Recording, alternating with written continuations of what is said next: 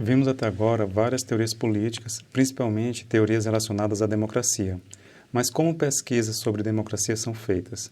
Existem muitas formas de se pesquisar temas relacionados à democracia. Alguém pode escolher pesquisar as relações entre o governo e o Congresso, ou entre o governo e o STF, ou ainda entre o Congresso e o STF. Outros podem preferir investigar as relações entre o governo estadual e sua Assembleia Legislativa, ou entre o governo municipal e a Câmara dos Vereadores.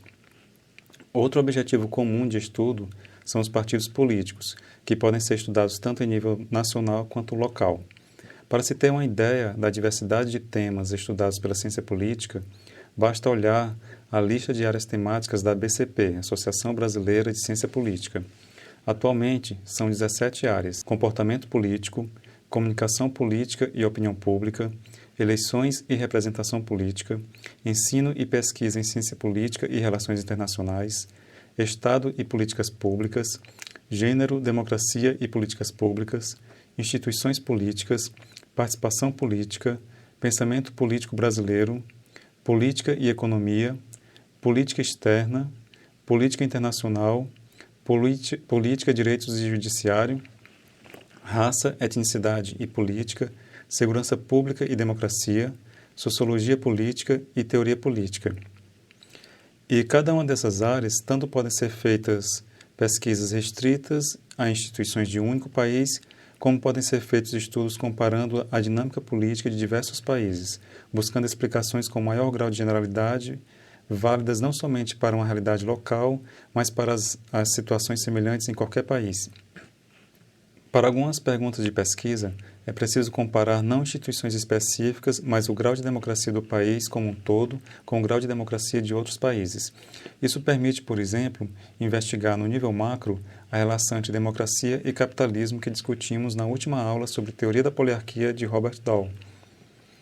Existem algumas organizações que têm feito um trabalho de avaliar o nível de democracia em todos os países do mundo.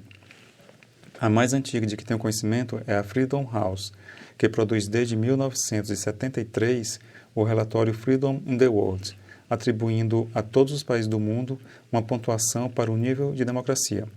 Por muitos anos, esse relatório anual foi a mais importante fonte de dados usada por pesquisadores que precisam comparar o nível de democracia de dezenas de países simultaneamente.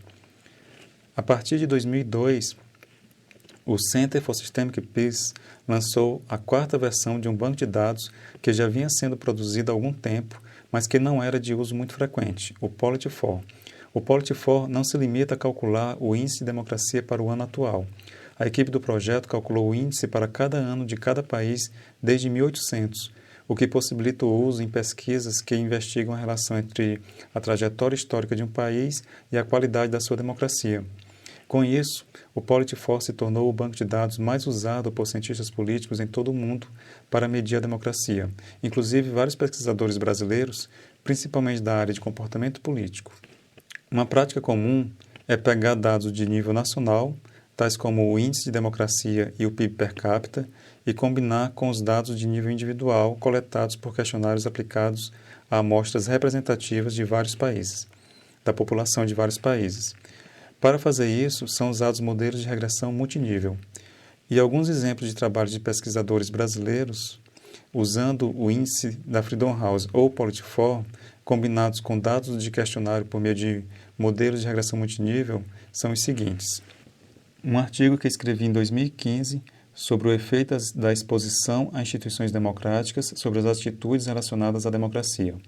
Um artigo também de 2015 de Adinaldo Ribeiro, Julian Bob e Rafael Silva sobre o comparecimento eleitoral na América Latina.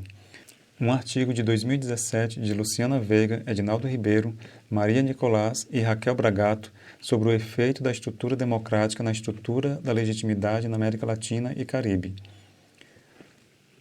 Um artigo de 2018 de Julian Borba, Edinaldo Ribeiro, Ian Carreirão e Eder Jimenez sobre a simpatia partidária na América Latina.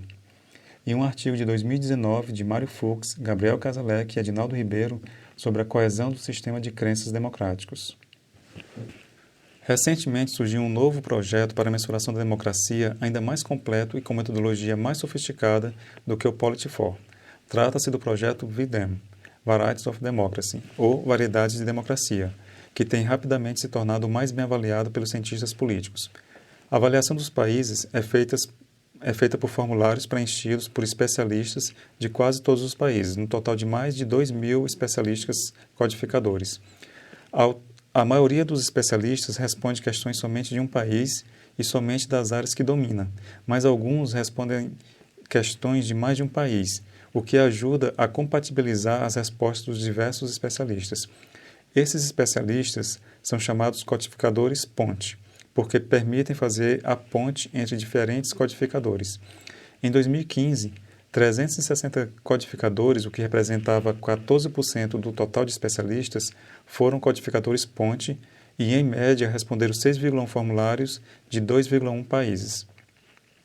O V-Dem avalia 5 dimensões da democracia: eleitoral, liberal, participativa, deliberativa e igualitária. Exemplos de trabalhos em português em que os dados do projeto V-Dem já são usados são os seguintes. Um trabalho de 2015 de Fernando Bizarro e Michael Copped, usando os dados do V-Dem para avaliar a história dos regimes políticos brasileiros. E um artigo de 2019 de Lucas Ocado, Edinaldo Ribeiro e Robert Bonifácio sobre protestos em sociedades em desenvolvimento. Para vocês terem uma ideia da diversidade de temas que podem ser pesquisados, eu fiz uma rápida pesquisa na internet e selecionei mais alguns exemplos de trabalhos usando os dados do V-Dem.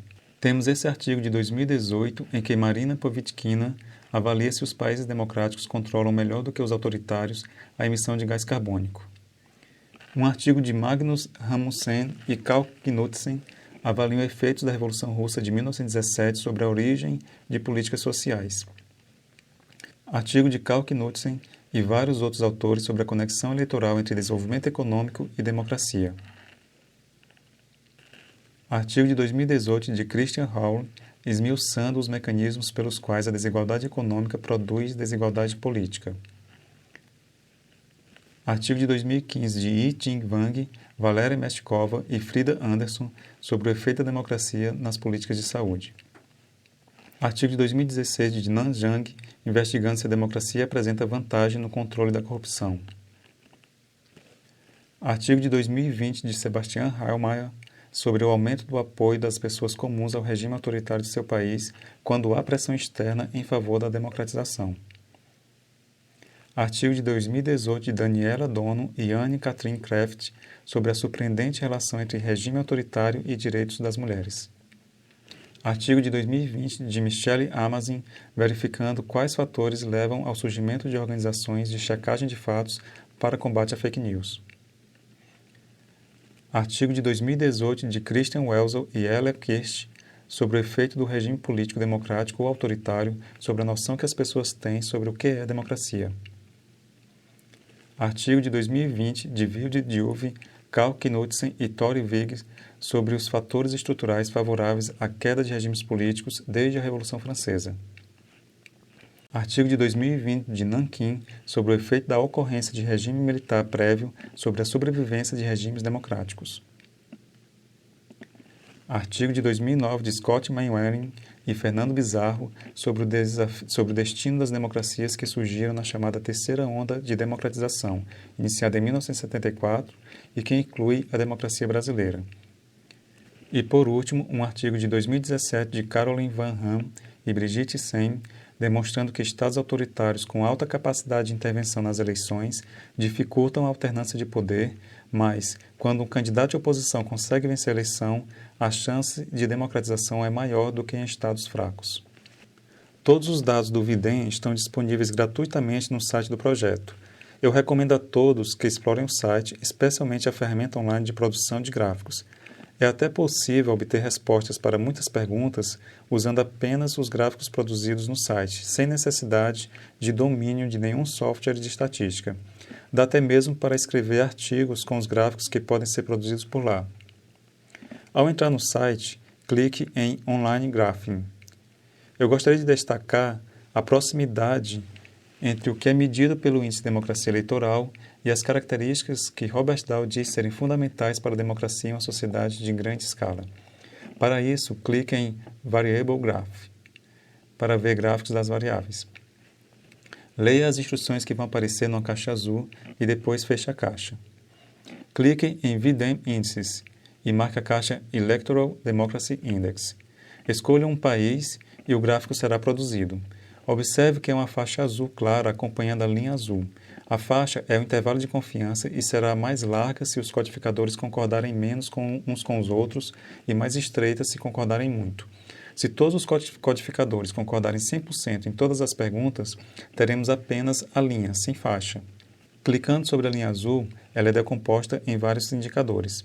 E aqui percebemos a semelhança com as características que Robert Dahl via como necessárias para a democracia: proporção da população com direito a votar, eleições limpas, liberdade de associação e liberdade de expressão. Clicando na linha de um dos componentes, o gráfico passa a mostrar os subcomponentes. Estamos vendo agora o detalhamento do componente liberdade de expressão e fontes alternativas de informação. Ao selecionar um dos componentes na caixa que fica do lado esquerdo da página, é possível ver do lado direito uma descrição detalhada do item, inclusive com a pergunta feita aos codificadores, as instruções de preenchimento do formulário e as opções de resposta. Ficar produzindo gráficos, observando as linhas, lendo as descrições dos itens e associando todas essas informações com o que sabemos da história dos países é uma forma interessante de se familiarizar com o banco de dados do projeto Variedades de Democracia. Este foi o penúltimo da série de vídeos que estou preparando para a disciplina de Ciência Política 3 e disponibilizando publicamente. O tema da próxima semana será o populismo nos tempos atuais. Até a próxima!